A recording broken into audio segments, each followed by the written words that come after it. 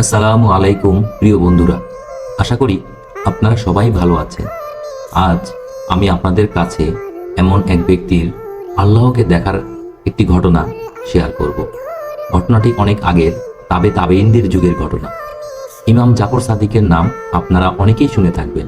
তিনি ছিলেন হযরত আলী রাদিয়াল্লাহু তাআলার বংশধর একজন তাবেঈ ইমাম। একদিন এক লোক এসে ইমাম জাফর সাদিককে বলল, হুজুর, আমি আল্লাহকে দেখতে চাই, আপনি তার ব্যবস্থা করুন।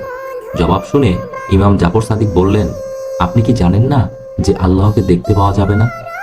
আপনার কি মনে নেই আল্লাহ পাক হযরত মুসা আলাইহিস সালামকে কি বলেছিলেন?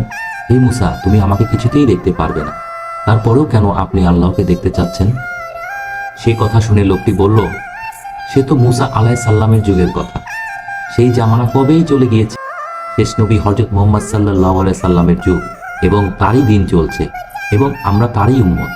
বিশেষ করে আমি শুনেছি যে রাসূল সাল্লাল্লাহু আলাইহি সাল্লামের উম্মতগণের মধ্যে বিশেষ কিছু উম্মত ছিল যাদের উক্তি ছিল এরকম, আমার অন্তর আমার প্রভুকে দেখেছে। অন্য আরেকজন ওলি বলেছেন, আল্লাহকে না দেখে আমি তার ইবাদতই করছি না, এরকম কিছু।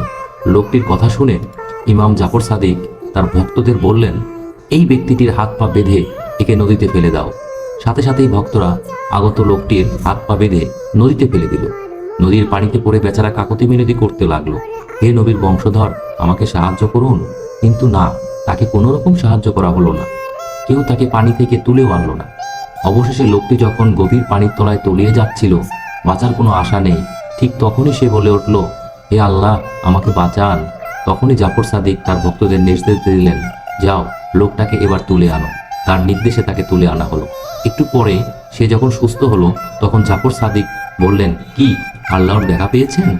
তখন লোকটি বলল, হুজুর, যতক্ষণ আমার চোখের সামনে পর্দা ছিল ততক্ষণ মানুষের সাহায্য চেয়েছি, কিন্তু তা যখন দূর হলো তখন চেয়েছি আল্লাহর সাহায্য।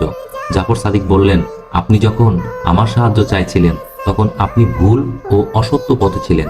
আল্লাহ পাক তো বলেই দিয়েছেন, আমি ছাড়া কে আছে কোনো ব্যক্তির ডাকে সাড়া দিতে পারে? প্রিয় বন্ধুরা, ঘটনা শুনে আমরা কি শিখতে পারলাম? দয়া করে কমেন্ট বক্সে জানান। আর এইরকম ঘটনা শোনার জন্য সাবস্ক্রাইব করে বেল বাটনে ক্লিক করবেন। আসসালামু আলাইকুম।